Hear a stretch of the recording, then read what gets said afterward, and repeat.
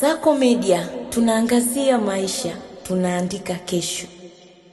Rais wa heshima wa klabu ya Bayern Munich Uli Hoeneß ameonyesha wasiwasi wake kuhusu ongezeko la ushawishi wa Saudi Pro League, akihofia kuwa ligi hiyo inajaribu kumshawishi mshambuliaji wa England Harry Kane kuondoka Ulaya. Hii inakuja wakati Bayern Munich ikiendelea na mazungumzo na Kane kuhusu kuongeza mkataba wake hadi mwaka 2027.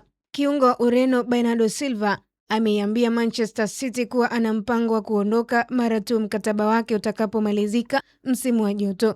Uamuzi huu unaweza kuathiri mipango ya klabu hiyo ambayo imekuwa ikimtegemea kwa kiasi kikubwa katika mafanikio yake ya hivi karibuni.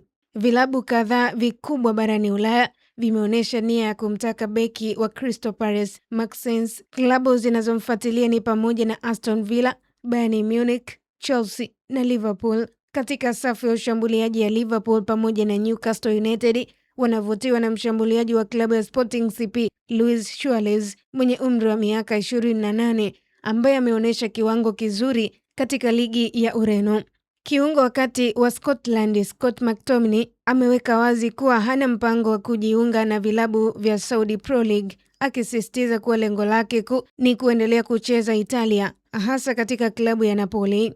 Barcelona inapanga kumpa mshambuliaji wake Roberto Lewandowski mkataba mpya wa mwaka mmoja utakaohusisha kupunguzwa kwa mshahara lakini kuongezwa kwa bonus kulingana na utendaji kazi wake. Wakati huo huo, Juventus wanafikiria uwezekano wa kuimarisha kikosi chao kwa kumchukua Lewandowski pamoja na mshambuliaji wa Ufaransa Rando Colomwani, huku Mario Augusto wa Chelsea akimsifu Liam Rosinia kama meneja bora licha ya changamoto za hivi karibuni. Ni kusi mtazamaji wa Kasako Media, endelea kutufuatilia kwenye mitandao yetu ya kijamii Instagram, Facebook na Twitter. Tufollow kama Kasako Media.